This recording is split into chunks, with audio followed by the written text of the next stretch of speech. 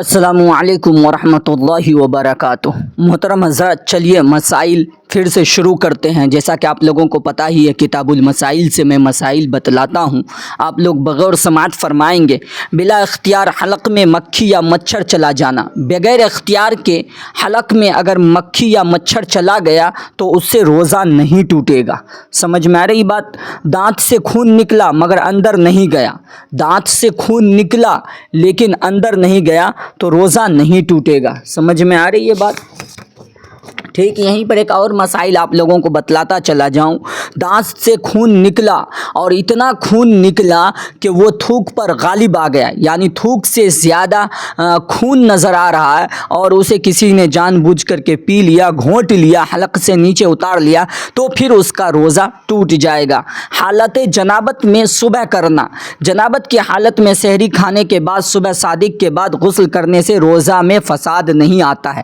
جیسے کہ کسی نے رات میں صحبت کی اور اسی حالت میں سحری کھا لیا اور صبح صادق کے بعد اس نے غسل کر لیا تو روزے میں کوئی فساد نہیں ہوگا، روزہ مکمل ہو جائے گا۔ ناپاکی کی حالت میں پورا کا پورا دن گزارنے سے روزہ مکروہ ہو جاتا ہے۔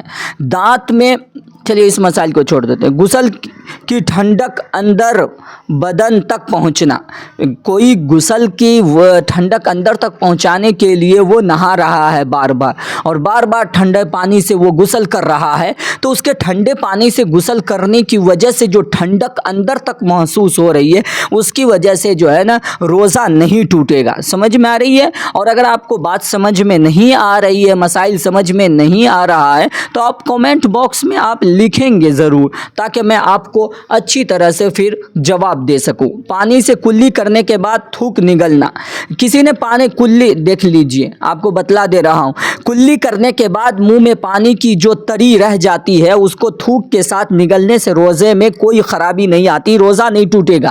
کسی نے کلی کیا، کلی کرنے کے بعد اس نے پانی، جو کلی کرنے کے بعد تو وہ پانی پھینکتا ہی ہے نا، لیکن کچھ نہ کچھ تری جو ہے نا پانی کی رطوبت، جو پانی کچھ نہ کچھ بچ جاتی ہے، تو پانی بچ جاتا ہے تو اس کو اگر نگلا تو اس سے روزہ نہیں ٹوٹے گا۔ اس بات کا خاص خیال رکھیں گے۔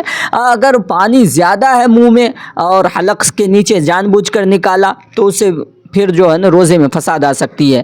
پسینہ یا آنسو کے 2 قطرے منہ میں چلے گئے، آنسو یا چہرے کا پسینہ 1-2 قطرہ بلا اختیار حلق میں چلا جائے تو روزہ فاسد نہ ہوگا۔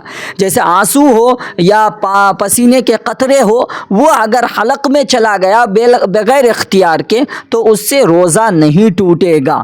اگر جان بوجھ کر کے پسینے کو جو ہے نا حلق کے اندر اتارا یا آنسو کو حلق کے اندر اتارا تو پھر اس سے روزہ ٹوٹ جائے گا۔ اگر ویڈیو اچھی لگی ہو تو ثواب کی نیت سے اپنے بھائیوں تک ضرور شیئر کیجیے گا، اور اگر آپ فیس بک پر دیکھ رہے ہیں تو ہمیں فالو کیجیے گا، اور اگر یوٹیوب پر دیکھ رہے ہیں تو سبسکرائب کرنا نہ بھولیے گا۔ ملتے ہیں پھر کسی دوسری ویڈیو میں۔ السلام علیکم۔